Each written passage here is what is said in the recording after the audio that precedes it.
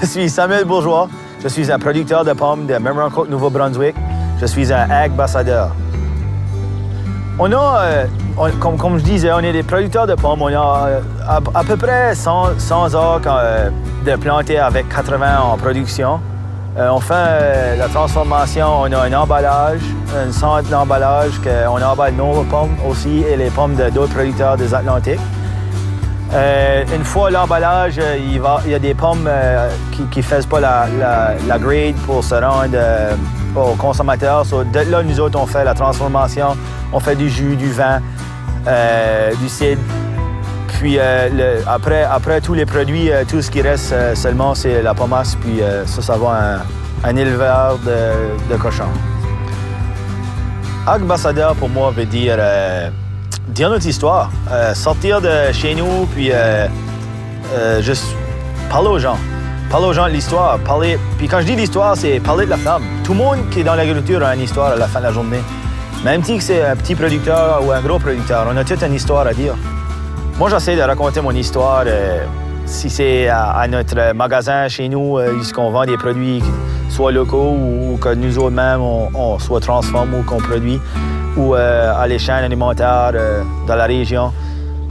Nous autres, notre femme, les moyens qu'on utilise, c'est rien comme... on fait la cueillette libre pendant la récolte.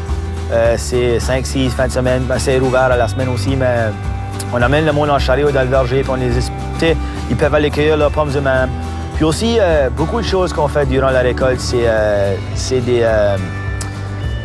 des tours d'enfants.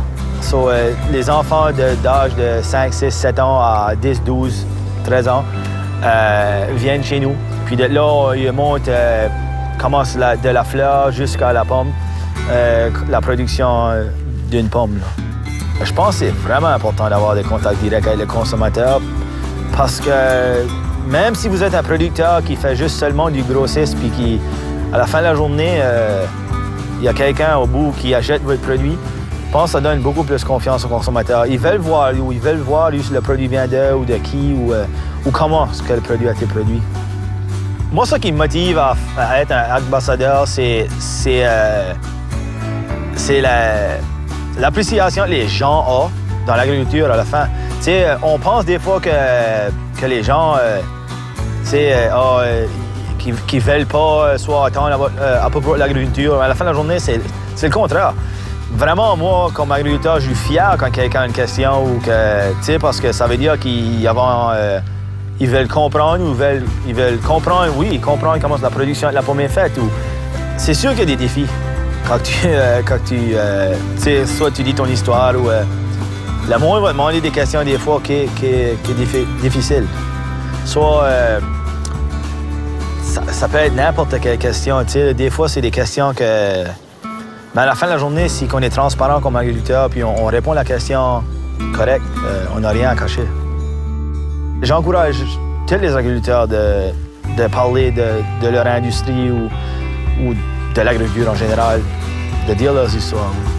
Le seul conseil, c'est de dire votre histoire, puis de ne pas avoir peur de parler au monde.